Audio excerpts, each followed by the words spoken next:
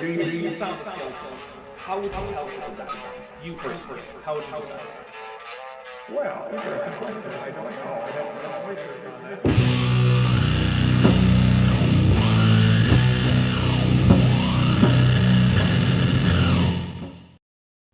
Hey everybody, we're back for Eric with Erika. I bet you thought it wasn't going to happen because it didn't happen at the regularly scheduled time, but no. Eric and I made sure that we rescheduled for a time that worked for her. So You fools! How could you forget? How could you doubt? You made one of the classic blunders. Yes, I see you've made a classic blunder and fallen into my gamer trap. So I want to say quickly thank you to Jackson, who stepped up, and actually Maddie joined him so that the Eric with Erika slot for this month that was normally would have been filled with this. We filled that with Jackson, so we just swapped those two shows. So thank you very much to Jackson and Maddie for helping out. And we're here for Eric Hovind, who we're going to play the sentence again just for context, but when we last left off, Eric was telling us that the Bible had never been disproven, and so we read some bits out of Genesis 30 where the Bible says that if your cattle mate in front of stripy sticks, they have stripy offspring. So, you know, that part seems to have been proven wrong. That's called grassroots genetics. Yeah. Actual good...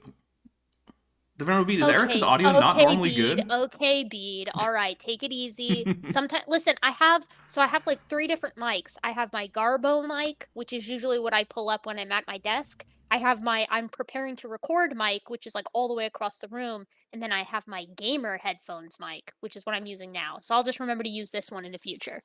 Well, there you go. And that means you're also pulling yet another epic gamer move.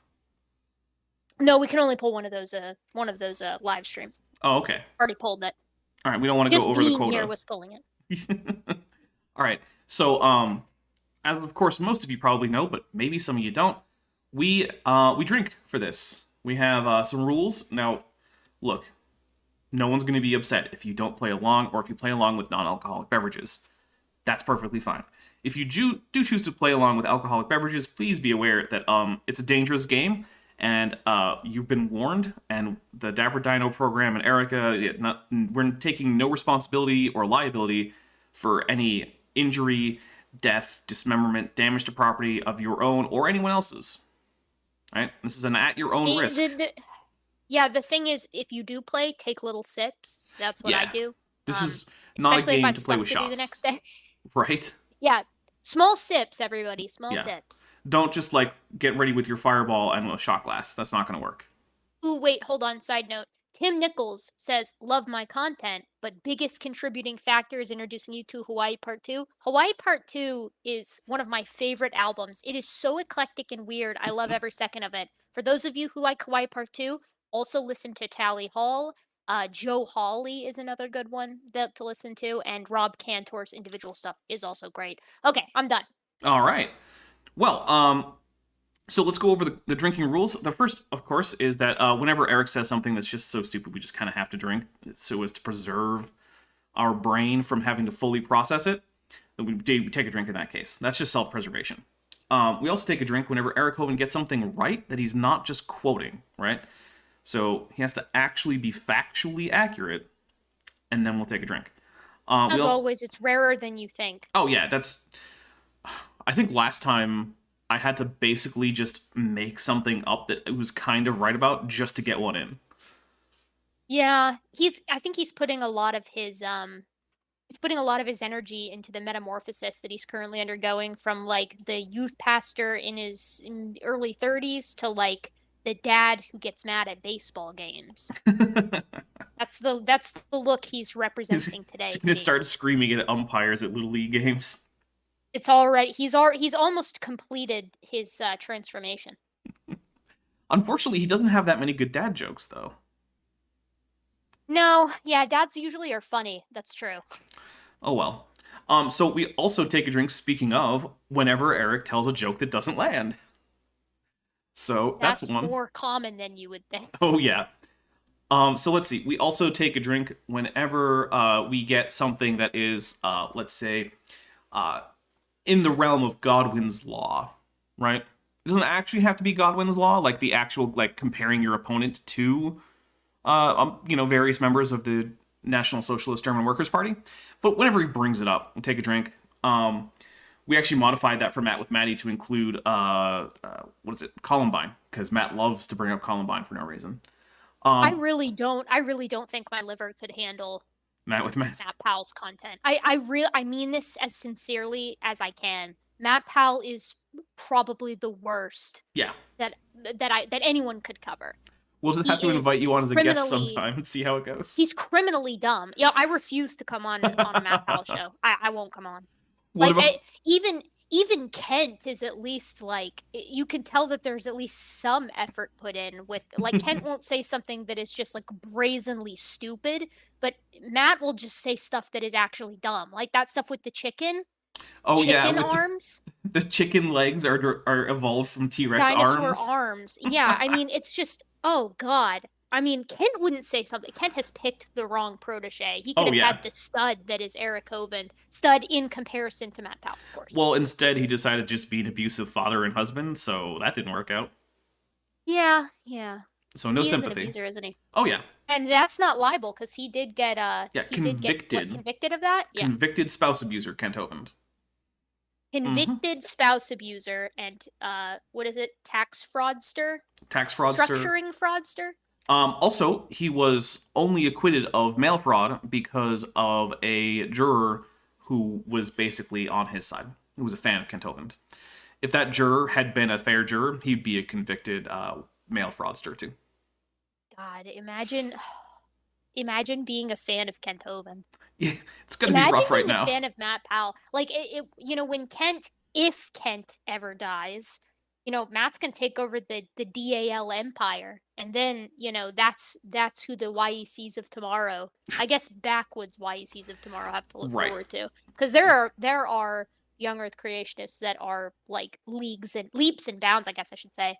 Pretty much anyone from AIG or CMI is leagues ahead of Kent Hovind and company. Oh yeah, absolutely. All right, so we also will take a drink whenever Eric makes up a story. And this is basically like he's telling a story like it's real, and it almost certainly didn't happen. We'll take a drink for that. And last but not least, there's a couple super chat options. One, if you're a member and you super chat a Godzilla or a King Ghidorah or a Mothra emoji in your super chat, we'll take a drink for that. Also, if either Godzilla or Mothra show up audibly, we'll take a drink for them. Sort of a little bit of randomness. And finally, if you can get into a super chat something that alludes to the fact that AIG are a bunch of dicks, we'll take a drink for that too. That started. They love their copyright strikes, don't they? They really do. Yeah. This happened. I started that drinking trigger after like a second round of excessive copyright claims on my videos. Too bad, fair use, baby. If it's review, criticism, or education, you can't get touched. And maybe they should stop saying wrong stuff. Yeah. You could if, like, you play the entire thing and then just said, I think this is bad for that reason, but, like, that's clearly not what I'm doing. No. But, hey, guys, hit like, because we're about to go and listen to Eric Hovind. Now, the first sentence he's going to speak we already responded to last time, so we're just going to play it for context, and then we're going to keep going. Here we go. Why would I take a perfectly good book that's never been proven wrong and compromise it in order to fit into it a theory like evolution or the millions of years that's never been proven right? And I mean, going into the age of the earth, if there were 100 ways to show the age of the earth, 95% would show that they're young. I would love for him to be specific on that one. What a goober, dude. Like, what do you mean? First of all, millions of years. That's cutting it a little shy, don't you think? Yeah. We've got, what is it? 4.5 to 4.8, right? Billion with a B. Yeah. So, right, like if, what is it? A million seconds is 11 days, and a billion seconds is like 30 years or something insane like that. You can't, off to a good start. Here's where I think perfectly good book. Here's where I think the millions of years comes from. I don't think creationists like Eric have a good handle on the fact that, like, the Phanerozoic isn't the entire history of Earth, right? They seem to think that, like, Earth's history starts at the Cambrian, and it goes from the Cambrian, according to us at least, but it starts at the Cambrian, then it goes through the rest of the Paleozoic into the Mesozoic. Now we're in the Cenozoic, and that's it. Like, Precambrian fossils, Precambrian, like, bedding planes and depositional environments and continental rift. What's that? Who knows? I'm not convinced Eric could pronounce Proterozoic, if I'm being quite frank. I would like to hear him try. I take that back. That one's not that bad. But we know for a fact that he's butchered hominin names before, so it's like I don't. My confidence level is not high. Do you remember Arti, A-R-T-I, instead of Artie for Ardipithecus? Oh God. Okay, so for those of you who weren't there, Eric was talking about Ardipithecus ramidus, which is a hominin that lived 4.4 million years ago, early biped, and it's big, right? It's like chimp-sized. Mhm. So Eric called Ardipithecus ramidus, right? Artie is the nickname for it. Eric called it RT, A-R-T-I, and then didn't he show a picture of Darwinius massilae? Yes, he did. Which is a lemur relative Mm-hmm. that lived in the Eocene, right? Like, and it's Yeah, it was just clearly bad. a lemur, right? Like, it's got a big long tail that's like, the length of its entire body. It's just, I don't know who did that, but I do know Drink that for Mothra. anyone who would have seen it could have called it out. And Eric doesn't know enough about human evolution. The thing he's overturning. Yeah, it's amazing. All right, we're gonna call it out. It's awful. We're gonna hit play. Let's see what we get. Only 5% would show that they're old. But what do? They focus on those 5%. Those are the only ones you hear about. Those 5%. What about the numerous examples of a young Earth? So Name one. Just one, Eric. Just one that actually works. Hold on. Prediction time. Soft tissue in dinosaur fossils, carbon-14 in diamonds, carbon-14 in coal, all the Snelling stuff. Okay. Right? Maybe receding moon, although that's only if you pull from Kent. Well, he does pull a lot from Kent, and Kent likes that one. You think we might get ocean salinity? We might get ocean salinity. If it's really bad, then we might get erosion would have eroded away all of the continents to like basement granite by now. Because one, uplift doesn't happen, and two, elevation maintains a constant rate no matter what the average elevation of a continent is. Yeah, both wrong. Yes, indeed. Yeah, so we've got a superstar list. All right, here we go, Eric. Here. See what we get. So, can you be a Christian and believe in old Earth? Or maybe we'll change the topic. Bible-believing Christian? Here's how I put it on Twitter. The age of the Earth is not essential to salvation. It's not. Okay. But it is essential to the doctrine of salvation. I mean, Bible-believing means that Christ came to die because of sin that entered into the world. Well, if you add old Earth, as soon as you go old Earth, now death and suffering have been a part of God's creation ever since He created a world with lots and lots of suffering. All right, I'm just going to say real quick, like, not a theologian, I don't really care to be, I don't really care to have, like, big theological discussions, but if you see people being immoral and suffering and dying now, that seems like there's a problem, and if you think your religion has a solution, then does it matter that much exactly where the problem came from? Like, I don't see why, but... I mean, I'll talk about the theology of this. It's completely baseless to say that there was no death, physical death, prior to Adam and Eve partaking in the cosmic fruit. There's absolutely zero theologic support for that. Stanhope covers this in his book, Misunderstanding Genesis. There is absolutely zero basis for it. Death is pretty strictly a spiritual death at that time point, or at that period in time when the Hebrews were putting this to paper. And there's plenty to actually support that as an idea. But you can also just look at the logic of it, right? Like, what does death mean? Right? Are the cells dying? Are the plants dying? Are insects dying? Right? What counts as alive? Now, usually they tend to go with like, oh, it's the nefesh, right? It's the things with breath in their lungs. Yeah. It's like, so you're telling me that God's criteria for what is and is not alive is based off of like lung structure. That's the whole basis of all of it. You gotta be a is the tetrapod. lung. You have Tetrapods. to be a tetrapod. Yeah. Oh, I mean, wait. What about yeah, do fish count? what about lungfish? That's a tricky one. Yeah, were fish just living and dying and minding their own business in the water while this is happening? I mean, but then at the same time, nothing was eating meat, so they would just have to be dying naturally, in which case there's a whole lot of dead fish and not much dead anything else. That garden must have smelled like a fish market, frankly. But it doesn't make sense logically. It doesn't pass scripturally. None of it works.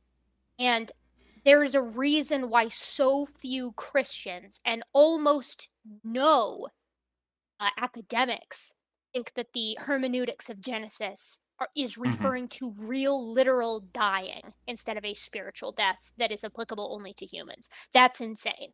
By the way, Smitty, if I can talk, said, are cells dying? Which brings up this question. A lot of cells have to die during embryological development of any animal. A lot. Oh, yeah. So, Well, I mean... You shed dead cells all the time. Off your skin, off your hair, off your cheeks. No, you know what? Adam and Eve never had to exfoliate. Their skin cells just stayed alive. Yeah, they were just slick. Baby skin. I'm a little jealous. I just bought myself some pumice stones the other day. Trying to exfoliate more. These guys, nope. Okay, you gotta read Caleb's super chat. This is a Yes. drinking moment. All right, Caleb sure said, for $10, there's a theory. If anyone discovers what the universe is for, it will disappear and be replaced by a sack of asparagus-shaped flaccid meat called AIG. There is also a theory this already happens. We're going to take a drink. And I really appreciate, like, this is, like, deep down the iceberg of, like, the Douglas Adams references here. That's roundabout. Yeah, this is a Douglas Adams reference that, I mean, this is not like 42 or Bring a Towel. This is, you gotta dig deep into those books to get that part. You love to see it. I do. I mean, it shows that Caleb here has, like, his Douglas Adams knowledge set, right? Like, that's good stuff. And Yepetis also says that pumice stones are, like, okay symbol. I agree. It worked very well, and I'm still using it. Very nice. Anyway, here we go. He didn't make a perfect paradise like he describes in Scripture. You have to have death, millions or billions of years of death before Adam and Eve. What's up? I said there it is. He said billions. Oh, billions. Oh, okay. And yes, Icarus, that is a Douglas Adams reference. Eve sinned. So that's where I get hung up on the Bible believing part, because I know there are people that would say, I believe the Bible, I believe it's infallible, and yet hold to an old earth. So basically what Erika is telling us here is that if you disagree with him in your interpretation of a book, that means you're doing it wrong. I'm personally of the opinion that any single text can have many defensible interpretations, and that unless you actually have some exterior metric to determine which one of them is the quote-unquote correct one, you can't really just claim that yours is objectively right. So, well, especially when... Yeah, okay, different interpretations are fine when there's grounds for each of those interpretations. Like, maybe you can interpret something 2 or 3 different ways. Right. What you can't do is have a viable interpretation when there is support that your interpretation is actually incorrect. I mean, the irony, the great irony here, and Inspiring Philosophy had a really good video about this the other day on when did young Earth creationism really come about? I like that video. That was good. Yeah, it's like this is a new thing, you guys. Like, this is not the earliest church fathers weren't having discussions about, whatever the age of the earth. They, first of all, they didn't care, but second of all, it was completely inconsequential to them. It was inconsequential to their doctrine, and many of them were like, yeah, this shit is allegory. It's very clear because what is it? Psalms something. It's a day is to 1,000 years, and 1,000 years is to a day in the eyes of the Lord. Something along those lines. Yeah, it turns out it wasn't just modern quote-unquote leftist Christians who came up with that. I think it was St. Augustine or Origen, one of those guys who noted it, one of those real early church fathers. I feel like it was Origen, but I don't have a whole lot to go on there. Yeah, let's stop pretending, though, that young Earth creationism is like the tried and true interpretation of this, right? Like, it's... I'm really sorry, but most of your worldview comes from that prophetess of the Seventh-day Adventists. Right, Ellen G. White. Yeah, Ellen G. White. That's it. Exactly. Unless I'm mixing her up with the other one. No, Mary Baker Eddy Is was Christian Scientists. That's a different Is it one. not? Is it not just stunning though that the whole reason they're young Earth creationists is because they're supposedly trying to be biblically sound, and then they get that part just as wrong. Well, look, these are the same people who tend to believe in the rapture, which is something that was made up in the 19th century by a little English schoolgirl. Oh, awesome! So That's so good. Yeah, I mean, it's So sweet. It's like, the vast majority of Christian history has very little to do with modern YEC theology. But let's see what else Eric has for us. I would just say they're being inconsistent in what they believe, because now you have to have death before sin. They don't agree with my soteriology, so they're not real Christians. Okay. You cannot say that Abel or Adam or Eve were at the beginning of creation. Just theologically, you have to create all kinds of loopholes to still get Jesus Christ being the payment for sin that came in from Adam. And you just jumble all that up. And to me, why? Pro tip, if you're a Christian, you don't have to emphasize the juridical analogy for salvation if you don't want to. You could de-emphasize that in favor of some of the other analogies used in the Bible, like as Jesus being the physician for your soul. Just saying. You could do that. That's a thing. I mean, that whole thing where he's like, I just don't understand why. I mean, that just screams. Like, if you went up and asked Eric and you were like, hey, what language was the Bible written in? He'd probably be like, well, Hebrew, I guess. But what he wants is for that to be a one-to-one translation to English, a language that, as Dapper will, confirm, is quite old and quite different. Oh, yeah. So, I mean, but Kent is infamous for this as well. Say, oh, so you don't think I can read my Bible in plain English and get the meaning?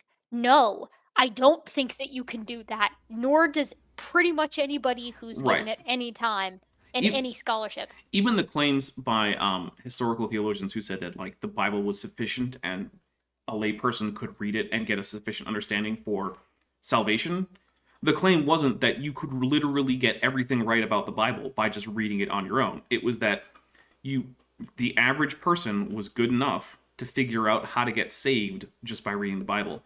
That does not mean that you're going to understand correctly everything that's in there. That is a much, again, a modern version of this more nuanced idea. Because for some reason, a lot of young Earth creationists like to just take, like, the baby town version of everything they believe about religion. And I don't know why. Baby town version, 100%. Yep. This is the Weedy Hut Jr. version of Christianity. If it's not in their, like, awesome, epic comic Bible for boys that they grew up with, then it's just not actually legit. I mean, I don't... It's actually just exhausting, because he sits on his soapbox like this, and he just demeans the work of biblical academics. Yeah, actual scholars. A whole lot of... Yeah, many of them are people of faith, too. Some of them not, but many of them are. And they've put in this work and this study because they care. They truly want to understand the Bible as a text that is, written by numerous authors, right? As several separate texts composed into one. And Eric's like, nope, if it ain't in my English, it doesn't count. Also, okay, Eric. Fun tip for Kent, Eric's father, Timothy didn't write either of the books that are named after him. And because he likes to make that claim. And you know how those books start? They start with Paul addressing Timothy in a letter. Yeah. I mean, is it really surprising to anybody that Kent doesn't really read his Bible? Like, is that actually... Like, I didn't even... You said that, and I didn't even feel... Like, my heart rate didn't even speed up. Yeah, I was like, yep, that sounds about right. Actually, of course he doesn't read that. I think next time I talk to Cindy Lincoln, I'm going to ask her about that. You should. Because I bet she knows. She probably does know. How's Cindy doing, by the way? Is she doing all right? I talked to her yesterday, and other than some trouble with her water heater, she's doing all right. Stick. Yeah. So, here we go. What's the purpose other than to take a worldview that's never been proven right and shove it in to a book that's never been proven wrong? The problem is that, like, the level of confidence that we have in things like the age of the Earth or the actual... I'm just going to take a drink for this. This is so dumb. Like, our confidence in things like the age of the Earth and the fact of evolution and things like this are similar to, like, our level of confidence in, like, the heliocentric model of the solar system or the globe Earth. Now, can you say that's proven? Well, not in the same way that you prove a theorem, but like, it's not like there's a whole lot of wiggle room for other options, right? You can't go to, there's only so much play in that. You know, the Earth, maybe we're off by like, you know, a few dozen million years, but we're not off by an order of magnitude. I promise you that. No one's going to come around tomorrow and be like, well, turns out actually the Earth is 40 billion years old. That's just not going to happen. Walker says in the side chat, Romans was written by Romans. True. Okay, so technically, if you accept the Pauline authorship of Romans, that does mean it was written by a Roman citizen. No, not a Roman. Roman. Oh, just a bunch of them got Multiple. together? Okay. I like to picture it's like 10 dudes and they all come together and they're like, They're all wearing right. togas. So, yeah. Well, as long as you're not wearing pants, because according to the ancient Romans, that was obscene. For anyone to wear pants. Henry Hansen asks what's with the obsession with worldviews. I have an opinion on this, and I think that framing it as a worldview thing allows them to more easily contextualize what is basically foundational science as an opinion. Yeah, right? I agree. So. Yeah, it also helps them with the whole like, oh, you're just interpreting the same evidence wrong. Man, well, yeah, fat chance. Not really. Oh, drink from Mothra. That doesn't make sense. People say, but everybody out there, a lot of people believe this. A lot of people are evolutionists. A lot of people believe the Earth is old. It seems like the science proves it. Yeah, you're right. It does seem like that because it does. Yeah, He's so you can. mad. No, he said, yeah. I'm going to give Eric. You're correct. Yeah, it does. Take a drink, just because. Look, if I use my normal standards that I've been using with this video so far, we would never take a drink for Eric being right. And I don't want to do that to him. We're desperate. Look, I do a Kent with Bent, and I like Eric a whole lot more than Kent because, you know how many family members Eric's been convicted of abusing? None. So, I automatically like him more. Yeah. We can give him credit for that. Plus, I find Eric funny. Like, I think Eric is a comedic guy. Like, when I watch Kent, sometimes I laugh at Kent, but he's a very oily person. Yeah. Eric feels almost more naive than anything else. Look, I'm not saying he is. I'm saying he feels more naive. I would be willing to go down to, like, you know, a local burger joint and grab a sandwich with Eric. I absolutely would not do that with Kent. Like, I wouldn't go have lunch with Kent. I'd go have lunch with Eric. I would say I'd get a beer with him. Kent would insist that we would have it at DAL, and I know that I would not walk out of DAL alive. Yeah, I also don't trust the food safety at DAL. I don't trust the food safety. I don't trust walking on surfaces. I could trip and fall into the lake. Apparently, numerous people have said would save me there. No. Well, apparently, numerous sources that were, you know, inside sources say that the chapel he's building is not structurally sound, and it was likely to collapse at the first storm that hits. Oh my god.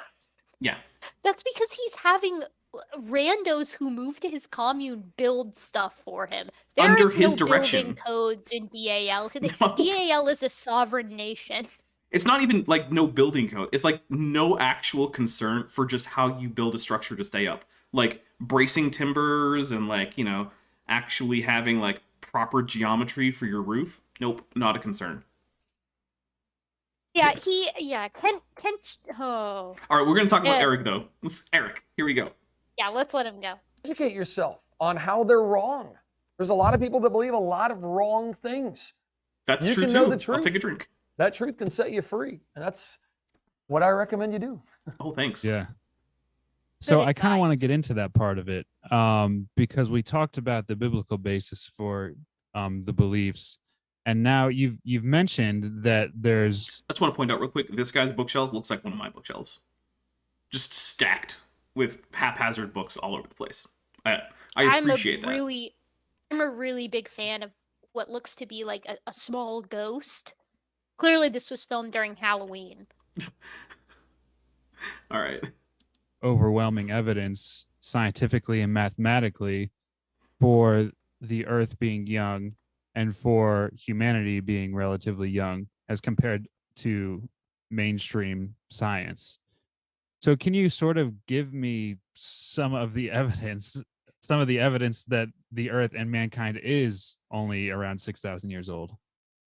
Yeah, I do a whole talk on this called "The Case for Creation" and how we know. Wait, isn't that Lee Strobel's book? I was gonna say copyright Lee Strobel, Eric. Right? Copyright Lee Strobel. I hope Lee has given you permission to use his book title. I mean, maybe he has. I don't know. He doesn't care. Well, that's true. That he probably doesn't. But then again, it is also possible that Lee actually knows Eric and gave him permission. I mean, they run in the same circles. They do, yeah. Lee Strobel. The thing is I read Case for Christ many years ago, and I was like, okay, like that's fine. And then I found out that his other books are very ID, Yeah, like and not in the sense. Case for a Yeah, Creator. Case for Creation. Yeah, Case for Creator. That's it. Yeah. And not ID in the sense where it's like, oh, I think God is a tinkerer. You know, not in the cool way, in the it's like lame way, where it's directly designing whole organisms. and gesturing vaguely to like progressive creationism. It's so weird. And like I really like Fuzz Rana, another older creationist who kind of does that progressive creation thing. And Fuzz will just be like, yeah, I'm not really sure where these creation events occur. You know, and it's like, okay, why are we pretending it's science? I'm being informed by the chat that apparently the title he used is not quite The Case for Christ. So apparently Eric is skirting around that copyright, it looks like. So thank you, chat. Yeah, but he said Case for Creation, and Lee has a book called Case for the Creator. Oh, yeah. I mean, I don't know. Is that... That is so close. I'm not a copyright lawyer, but it seems iffy to me. Well, let's see what else is going. Could I go out and like publish a comic on Godzilla, but just use one L and it's fine? Like, if it's close but not the same thing, can you just do whatever you want? I don't think so.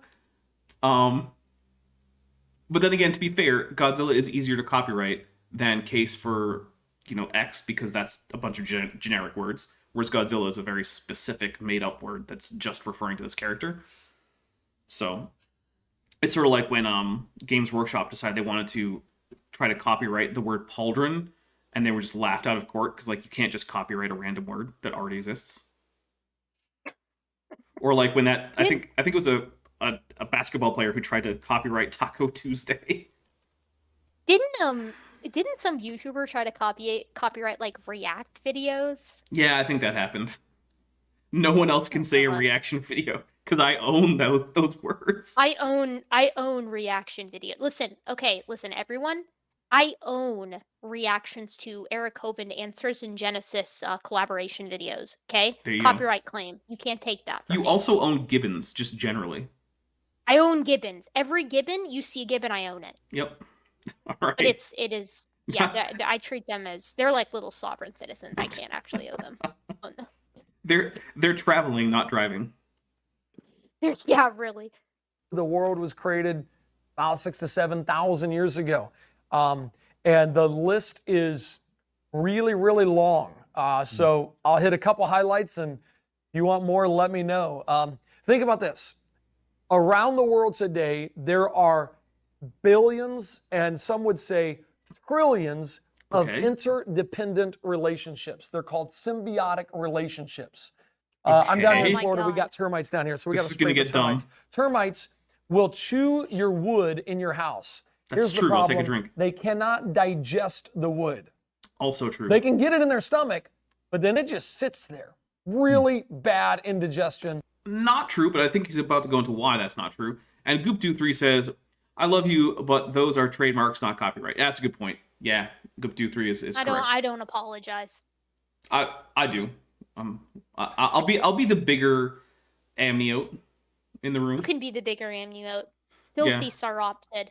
Yeah, I was gonna say like what was it? I was gonna say reptile, but then I was like, no, that doesn't work. Because gibbons aren't reptiles. We talked about reptiles in my Hominin Evo class today. My professor was very, very upset at the idea that we had paraphyletic groups for so long with dinos and reptiles. Oh, and birds not being in reptilia. Mm-hmm. Oh, yeah. I mean, look, he's right to be upset. That took a really long time to get fixed. Anyway. for termites, okay? I mean, that is bad when you got a 2x4 trying to come out and you can't digest it, all right? So thankfully, there's a little bitty parasite inside the stomach of the termite. Not a parasite. My goodness, I'm taking a drink. Definitely not a parasite. God, this is like when who was it in a recent video? It was the Ark Encounter, or not the Ark Encounter video, the Night at the Ark Museum video where what is his name? Tim Shaffey. That's it. Tim Shaffey talks about how estimates of species numbers for animals include bacteria. Which no, they don't. Which no, they do. You're messing up at the domain level. I like to call Tim Chaffee Gigantor because he is kind of gigantic. Yeah, he's tall, but Eric is also kind of short, isn't it? Has to be. That has to be the case. I don't know. Like, maybe Eric is short and I just don't know it. Maybe he's got like the Ben Shapiro thing where he just avoids having pictures taken of him with other people with whom you can easily compare his height. Just no, I don't want to do that. Take pictures on my own, so you can't tell how tall I am. I'm slightly above average for a woman of my age. I'm like 5'8". Okay, that's actually for an adult American female. That's what is that, like 2 inches above normal or average? I mean, like tall. I'm like tall-ish. Like no one would look at me and be like, "Oh, she's tall," but they would be like, "Oh, she's not short." Right. You know. All right, here we go. That parasite can digest wood. Here's the problem. The parasite cannot live outside of the termite. Anymore. It has to live inside the termite. Now. The termite has to have the parasite. Now. So which one evolved first? Oh my goodness, I'm taking a drink. Okay, there's this thing called coevolution, guys, right? Where multiple organisms evolve together because they're in the same environment. And in this case, basically all animals have symbiotic bacteria in their guts. And bacteria are really good at developing new, like biological pathways, like metabolic pathways to digest new stuff. They're great at it. So here's all that has to happen. A cockroach, because as it turns out, termites are actually a group of cockroaches. Interesting. Starts occasionally gnawing on some wood, and at some point, some of its gut bacteria develop the ability to digest the cellulose and lignin and whatnot in the wood. Well, hey, great. New calorie source. Is it obligatory? No. Not at all. But then, as it's basically wood eating is a new niche for animals, right? There's not very many animals that can literally just eat wood. So, hey, this opened up a whole brand new niche. And so you get, eusocial cockroaches that primarily eat wood as their big calorie source. Weird, but nothing unusual. And also, the commensal relationship between the gut bacteria and the animal started long, long, long before cockroaches evolved to then evolve into termites. We're talking about like pre-Cambrian, the first animals probably had symbiotic bacteria in their guts, because it doesn't even have to evolve in the sense of like, oh, this is like a vital symbiotic relationship and neither organism can survive without it, because, I mean, bacteria are pervasive. If you're going around eating, like sifting through soil, you're going to get bacteria in your gut. So, yeah, that's the thing, right? Like, pretty much the guts of anything have bacteria in it, right? All guts have bacteria, your microbiota, right? So it's not exactly rocket science to think that at some point, you're effectively, because we know that during the times of like the Carboniferous and stuff like that, bacteria of some kinds could very slowly start to chip away at some of this wood material that was falling over and building up, but nothing big could take it down, so it took forever. Right. It's not that surprising to suggest that at some point some of this bacteria, over several million years, managed to find its way into the guts of a termite, right? We see symbiotic relationships developing right now, though. For instance, like take a look. This is just an example. This is my science prediction. Raccoons that live in cities probably aren't going to do so hot if you stick them out into the middle of the forest. They've effectively become dependent on human refuse in order to survive. There's a reason we call them trash pandas. Yeah, this is not dissimilar to how we domesticated dogs or how wolves domesticated themselves, 40,000 years ago. But the point is that whether it's microscopic organisms or large scale organisms, and we've seen examples of microscopic organisms trying to accomplish this today, right? The Podmercaru lizards come to mind, right? Who had phenotypic plasticity to redevelop their cecum, Mhm. right? They're not naturally herbivorous on their primary island, but when they were moved to a new island, they redeveloped their cecum and they had gut bacteria that developed with it. This is not that complicated, right? This Yeah. gut bacteria aided them in consuming foliage, right? Like leaves and stuff like that, rather than their primarily insectivorous diet from the original island that they came from. So this kind of thing can happen way faster than Eric is giving it credit for. Yeah. Oh, and So basically, big scale example raccoon, small scale example Podmercaru lizards, and it's directly analogous to what he's talking about here. John Rapp is wondering why we've had to switch the schedules around a little bit. I mean, look, Gutsickman was just busy. It happens. No, it wasn't that I was busy. Well- I was at my parents' house. That counts as busy. If I'm at my parents' house, Yeah. I'm busy. That's fair. My holidays were supposed to be like a couple days at my parents' house, visit my fiance's family, then we both go home. Instead, we both caught COVID, right? Oof. We were vaccinated, caught COVID, got the Omicron variant, were sick, couldn't go anywhere, and then proceeded to just stay at my parents' house for an extended period of time. Love my parents, but I am 26. That's a long time to be at your parents. Yes. Phantom Eagle says Erika seems super smart. Is she still in school? PhD student. Thank you, Phantom. Yes, I am currently a PhD student in biological anthropology. And now a published primatologist, I believe.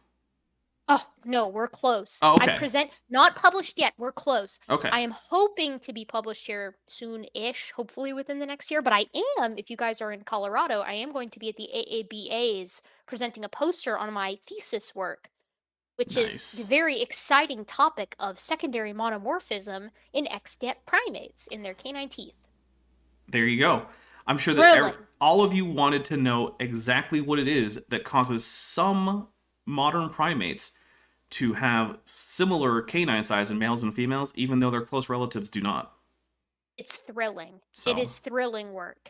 I mean, it's basically going to rival the most recent Spider-Man movie in terms of, like, action and thrills. It's going to be amazing. There are guest appearances, to be sure. Ooh. Do you have alternate timeline versions of monkeys? No, but Doc Ock is there. Ooh, well, there you go. That's all you need. All right, here we go. If we go with an older view, you're automatically thinking some kind of evolutionary process. Either God started it and took his hands off and said, let's see what happens. Why is it not or pausing? there's no God at all. There's no way a creator made everything. So you're automatically thinking some kind of evolutionary process. Great. Either I think it God broke. started it and took his hands off and said, let's see what happens. Or there's no God at all. There's no way right, give me a second, guys. a creator made everything. So you got billions of years of blind chance. Either way, how do you get these things to evolve at the same time? And like I said, there are, some would So say this is annoying. trillions, at least many, many billions of You're trying to symbiotic pause it and relationships. it's not? Yeah, it's the, not pausing. The fish and the anemones. No. Anemone- God. I know. Anemones. That's a Okay, That's hell. that is. All right, so we're going to try and bring that back. But my goodness. No, there are old Earth non-evolution options, like the day-age theory, the gap theory, progressive creation. You can't just say that the only reason to believe in an old Earth is to believe in evolution. Just look at the fact that Hugh Ross exists. Right? He's a guy that's real. You can't convince me that Hugh Ross couldn't beat Eric Hovind in a fight. Hugh Ross radiates strong old man energy. He might be able to. Which, as we all know, apparently in some creationist circles, being able to win in a fight is the primary way that you determine who is correct. So, I mean, that's just common knowledge that's how you figure out who's It's correct. true. Um, That's just scientifically the case. All right, I'm looking for where the heck I put this stupid video. Okay, we can fill the time.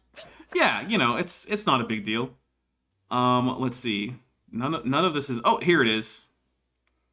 All right. So we're at about 28:44. Perfectly So good give me a book. second. Never been I'm proven really wrong. excited to see Eric do the Finding Nemo joke that I was just laughing my ass off in the theater when I was like, would that be, like 8? Like 10? I don't know when Finding Nemo is a great movie, but the anemone joke is a bit dated. Well, look. Who's it for? I don't. That's a good question. Who is Eric's joke, or who are Eric's jokes for? Yeah, plurals. Yeah, I don't really know, because they seem like they're the kind of jokes that would be great for like a kid in the year like 2003. Which No, that's exactly the problem. Like, these jokes that he's using, I would have thought that was hilarious in 2010. Yeah, but it's not 2022. It's not 2010, and I'm not.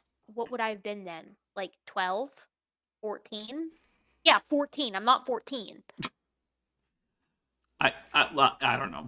It's bizarre, and I don't understand it. But I think we have it back now, and hopefully pausing will work. See what happens. Yeah, there we go. Okay. Or there's no God at all. There's no way a creator made everything. So you got billions of years of. Hello? Oh, can you hear? Is he there? I can't hear anything. I shared the screen. You might have to re-click on watch stream. Okay, hold on. I'm trying to figure that out. Sorry. Share my screen. Turn on camera. I'm going to draw a bout and come back in. Hold on. Okay. Well, Erika is going to be away for just a bit, and here she is back again. Okay, I see. Watch. All right. Ready? Yeah, I should be good now. All right. Sorry, guys. Technical difficulties. Honestly, I think we have more technical difficulties on Eric with Erika and Jackson with Jackson than at any other show I ever do. I don't know why. You and Jackson. Pet gremlins with me. You and Jackson. I can't speak for Jackson. Well, I mean, you must be in some kind of like gremlin cabal or something. No, that's true. They might be attending my next anti-creationist meeting in my gothic castle. Just don't feed them after midnight. But yeah. Well, no, if they're already gremlins, then just don't get them wet, because it's too late for the feeding after midnight. I thought that was the rule for Eric Hovind and the YouTube creationists. Can't feed them after midnight, or else they go on drunken rampages in people's comment sections. Which, by the way, I did like about Gremlins 2 that they pointed out what a silly rule that is and how it makes no sense, because Gremlins 2 is one of the most self-aware movies. And same for Godzilla. Here we go. Blind chance. Either way, how do you get these things to evolve at the same time? I mean, we just went over it, right? Commensal relationships co-evolve. And like I said, there are, some would say, trillions, at least many, many billions of symbiotic relationships. The fish and the anemones. Anemones. Okay, I take it back. I don't think that was meant to be a joke in the first place. I think he actually just mispronounced anemone and then really leaned hard into it. Okay, that's fair. That is actually funny. If that's what happened, then that's funny, but not for the reasons he wants it to be. That's a tough one. It's a tough one. Those things in the ocean, you know what I'm talking about. Dora, okay? Nemo. Dory, Eric, you moron. Also, neither Dory nor Nemo are anemones. They're fish. Is he really gonna come into this stream and mess up cartoons? Does he know who watches him? I don't know who watches him, honestly. I watch him. Well, and you cannot slight cartoons in front of me, Eric. I'll always know. Fair enough. All kinds of these throughout the world. I mean, the birds and the animals that pick the ticks off the back, and the hippos and the birds that let the birds eat, the stuff out. Okay, look, I want to talk about the tick thing because it's one of the most ridiculously easy things. Okay, you want to know how many animals like having ticks? Like none. You know how many birds like to eat little tiny arthropods? A whole lot of them. It's not exactly like big brain time to get to the point where you're like, oh, hey, a little bird that is going to fly away if I try to get at it, and I couldn't possibly catch it because it's too fast, is on my back. I'll just, whatever. Oh, hey. Oh, it's picking up a tick. Okay, that's cool. Yeah, I like that. That's the entire thing that has to happen there. And that's like the kind of brain power that, most things have. Like, dude, remoras can do that. Fish are capable of understanding how these kinds of symbiotic relationships work, right? It's just not that. It's not that complicated, but I don't know. You really can't expect basic understanding of biological relationships with people who don't understand what evolution is. Oh, and here's another thing about the tick thing, right? That's not obligatory on any side, right? Like, most animals aren't going to die if not enough birds come and pick their ticks off. Ticks are unlikely to drain an animal dry, right? And on the other hand, the birds that eat ticks, they're not obligate tick eaters. They go and eat a whole bunch of other stuff too. Like, this is just a convenient happenstance that happens every once in a while. And then Eric's like, how could it possibly evolve? And it's like, how could it not? Like, this is pretty basic stuff. Yeah, this is the behavior of someone who's never been around like any animals, right? Like you tend to learn pretty quickly that a lot of creationists, they just don't think that other animals are very smart, in the sense that they're just little automatons that, like your Roomba, they'll just bump into the same Yeah. thing 20 times. All Actually, my Roomba's smarter all than that, animals but- are actual NPCs, according to Eric.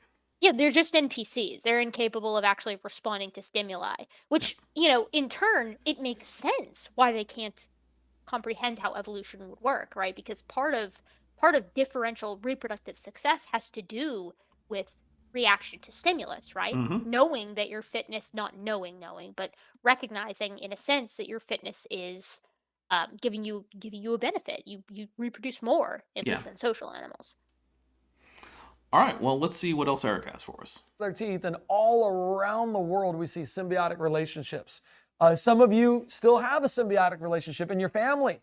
You know somebody who's 25 years old and they still need mom and dad. They just No, that's closer to parasitism, but okay. can't get away. Those exist everywhere.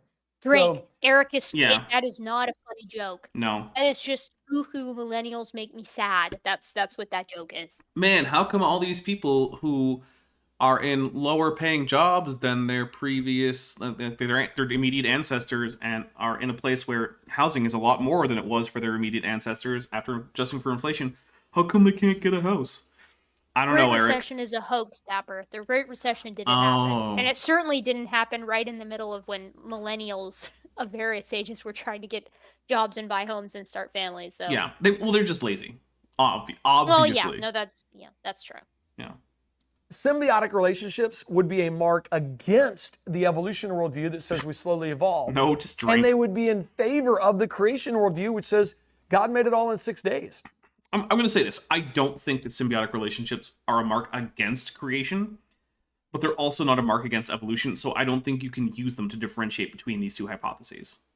I feel like that's the most out of left field concept to draw from. Like, I know some creationists will use symbiotic relationships, but I feel like it's no one's flagship argument. So it's kind of weird that, he's on this interview, and he picks that to Right. really, hang his hat on. This That's is- just This is my Kind best of reason to strange. believe that Earth is young. It's symbiotic relationships. And it's just like yeah, like weird, okay. but But what do we make of the symbiotic relationships we can actively see forming? Right? we don't talk Is about that. God actively at work there? You know what I mean? Like, it's Those- just Those I are can't. If you actual miracles. if you want to say that, like, I can't disprove you, but at that point, you might as well just be like, yeah, any problem that is presented to creationism was miraculously solved, and then I'm Yeah. like, okay, I don't care. Like, By the way, I'm seeing about 50 people who haven't hit like on this video. Come on, guys, help me out. fools. Yeah. I mean, do you want to make another one of the classic blunders, which is to not like the Dapper Dino video? You don't want to do that. Ill-advised at best. You don't want to. Yeah, you don't want to make that mistake. All right, here we go. Of course, there's going to be interdependent relationships, symbiotic relationships. Animals and plants are going to depend on each other because he created an entire ecosystem. And the more you study ecosystems, the more you realize God's a genius. I mean, at some point, it's going to dawn on you. You start looking around at how the world works. Okay, but Eric, we can currently see ecosystems be disrupted and then create their own new equilibria as new species enter into the ecosystem and start to radiate to fill empty niches. There's a reason why the eastern coyote exists. It didn't a few Yeah, hundred years ago. I'm so sorry, but primary succession just deep sixes this entire concept, right? Like, we see new islands form. We see within a single decade they're populated with plants and new organisms which organize themselves into niches based off of the resources available and the interactions that they have with other organisms, either already present or they get the pick of the litter because they're there first. Yep. I mean, this is something that we see in real time. Isn't observation supposed to be the bread and butter for these guys? I mean, it's just so hypocritical, honestly. And It's just, also, if we were to believe the common like young Earth creationist model, where a bunch of ancestral forms of modern organisms get off the ark, then we have to accept that according to young Earth creationism, adaptive radiations have occurred, establishing brand new ecosystems that did not exist before the fall, before the flood. That's a yeah, requirement precisely. of young Earth creationism.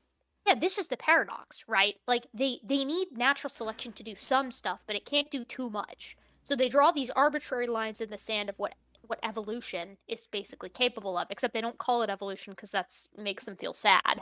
Right. So, even though it's definitely evolution. and meanwhile, like the Chad theistic evolutionists roll in and they're like, ah, yeah, dude, like it's just like a mechanism. Isn't aren't God's mechanisms just impeccable and beautiful to behold? And then they, like have a lot of sex or something. Like it's just it's just insane. But only after they're married.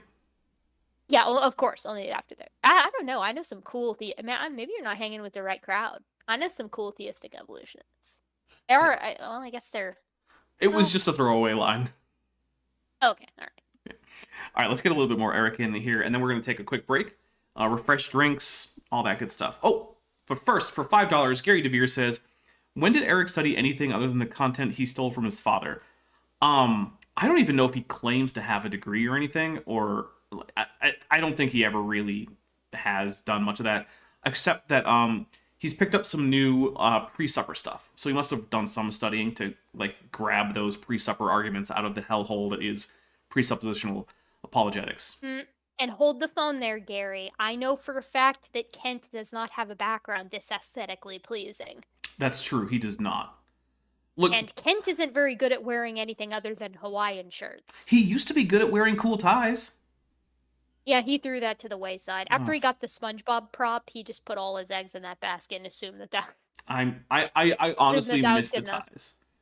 I like to be able to watch old. Too. Yeah, watching old Kent Hovind videos and seeing a really cool tie, like with a bunch of dinosaurs or pterosaurs or ammonites or something. It was cool. He had paleo themed ties, and I like it. Young Kent Hovind. I have a conspiracy theory that Kent just Benjamin Buttoned his way right out of the womb, right? Like he just emerged old already. He's goodness. Kent. All right. He's an eldritch horror. That much we know. Oof. All right, we're gonna get one more bit of Erika and we'll respond, and we're gonna take that quick break. Talk to people that study how this needs this and needs this, and how they brought this one anteater over from Africa to try to take care of ants in Texas, and oh my goodness, it wouldn't do it, and they were dying, and lo and behold. Pick a real example, Eric. Well, they found out that there was this one tree over there that it needed, and so they brought this tree over, and then this tree made it. It's like, what did the anteater and the ants and the tree have in common? But all of a sudden you realize they all had to have each other, and you start going, the more you study it, the more you... What they had in common was co-evolving for millions of years. That's the thing. Dude, I can't. That is the laziest shit I have heard this entire video. It's like, how many... Okay, Eric, what's an invasive species, you ding-dong? There are plenty of organisms that... I take that back. I guess his whole point is that some organisms are symbiotic and need each other. Right? But... refer back, I suppose, to the fact that we do see symbiotic relationships forming in real time. Mm-hmm. But I mean, I don't know. I just... Well, and the other thing is, like... Well, first I'm going to take a drink because this whole thing has been very, very dumb. Because one of the things he's saying is, like, look, when invasive species disrupt ecosystems, that just proves that the ecosystems had to be set up and perfect all at a time. But the thing is, like, the standard biological history of life that we get from, actual science has a lot of times where ecosystems were destabilized without human intervention. So when you look and you see currently that there's a transient state where some ecosystem is no longer in like a steady state situation, right? Something is changing, it's being disrupted. You can't then conclude that it will never reach a new equilibrium in the future. It absolutely will. Sure, there may be a whole bunch of extinctions. There may be, in the here and now, a big loss of biodiversity. It may be very destructive for now. But I guarantee you that, say, if you don't keep introducing new species and keep disrupting it, in, a few 100,000 years, it'll figure itself out. It'll be an ecosystem. And once again, interdependent relationships will start to evolve within the organisms there. So, for instance, like, There are pythons and monkeys in the Florida Everglades now. I don't think they're going anywhere. And give the Yeah, those rhesus assuming, macaques certainly yeah, aren't.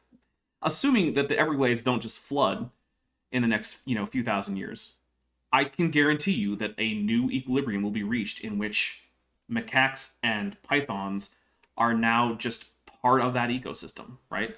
They'll find their niche, they'll be disruptive in the short term, but then eventually they'll adapt, and the other local fauna that don't go extinct will also adapt. New niches will be filled, and we'll have a new ecosystem, and people will come to it, and it will seem like it's always been there and had to have been designed by God. I mean, But it wasn't. Eric's whole point is that, like, I know for a fact that Eric accepts some level of adaptation, right? So his whole point here is, like, adaptation is fine, but if it goes on too long and specialization occurs, well, that's just too much and had to have been, ordained by God. Yeah. On the basis of what exactly? And Smitty, they have herpes. Yeah, but it's like, isn't it like herpes C or something? Like Herpes B. B. Yeah, they all have herpes B. It's the bad version. If you find yourself in Silver Springs in Central Florida, don't touch the macaques. They're wild and very diseased. Yeah, and you don't want their version of herpes. It's the version that in macaques causes few to no symptoms, but that causes things like death in humans. Now wait a second, Dapper. Are you telling me that organisms that can share diseases, there might be, some kind of inheritance-based, or not inheritance-based, relatedness-based zoonosis going on here? That's impossible. We're not closely related to macaques. They're monkeys. That's true. They are monkeys, and so are you. I'm not, but you guys are. No, that's true. Yeah, I am a catarrhine. I'm also a haplorhine. Yeah. A primate, of course. I'm just a diapsid hanging out here, not really worrying about all these weird mammal diseases. Boo. Hey, you know what? Reptiles have our own diseases. Yeah. All right, well, we're going to take a quick break, refresh drinks, and then we're going to be right back. And I'm going to leave you with Bose, the intro-outro music for the Dapper Dino channel, and a clock that I still haven't fixed because every single time I say I'm going to fix it, I immediately forget. So apologies for that.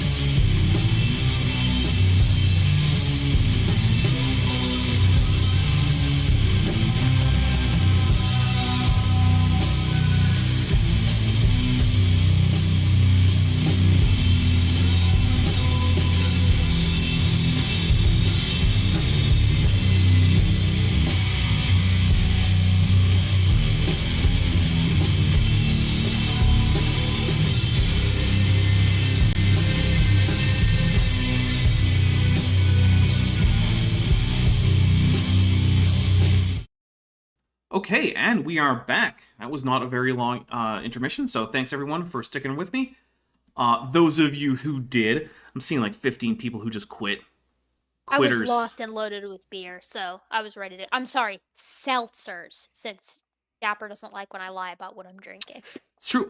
No shade on drinking the seltzers. Just be honest about it.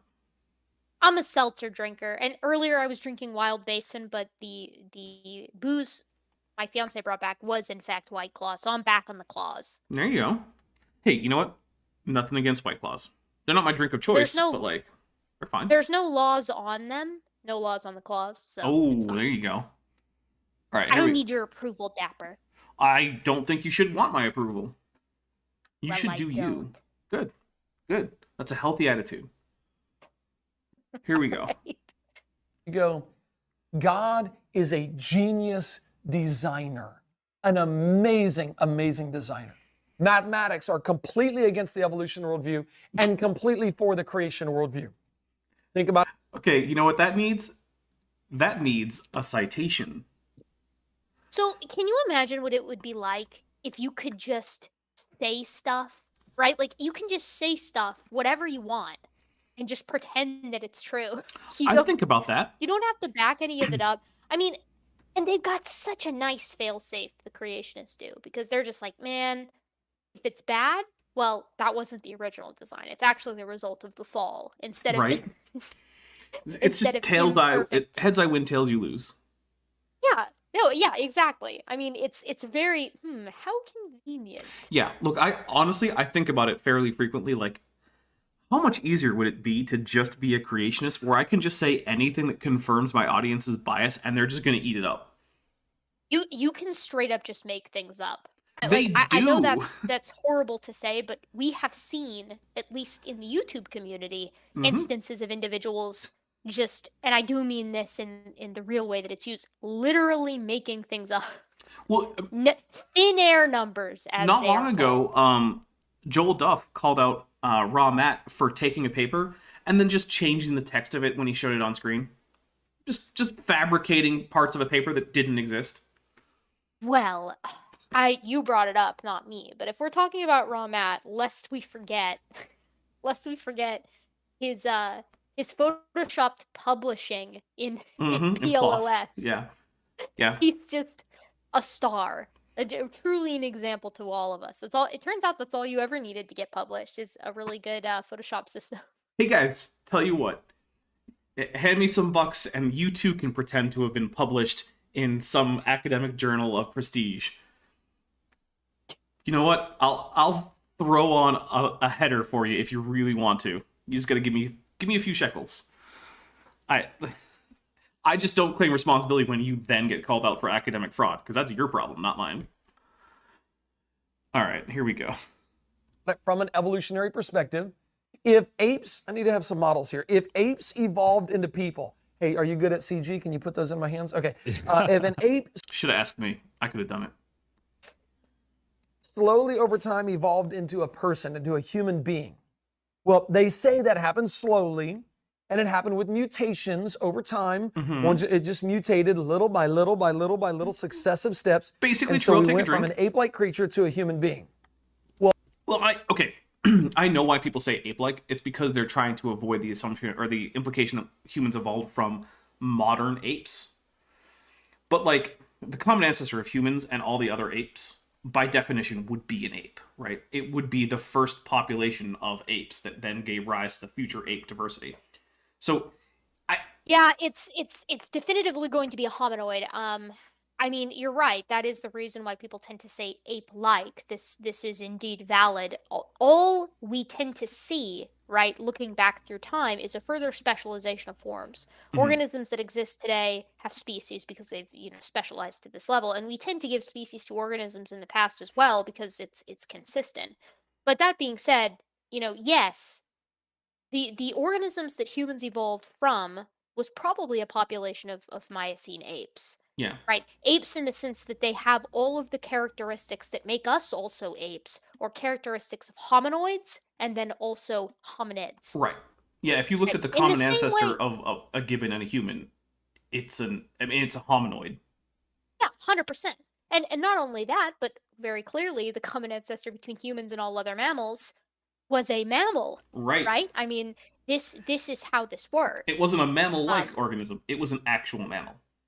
Yeah, we tend to say things like ape-like just because, as Dapper said, we don't want to invoke the if people evolved from monkeys, why they're still monkeys. I got that in my last live stream from a flat earther.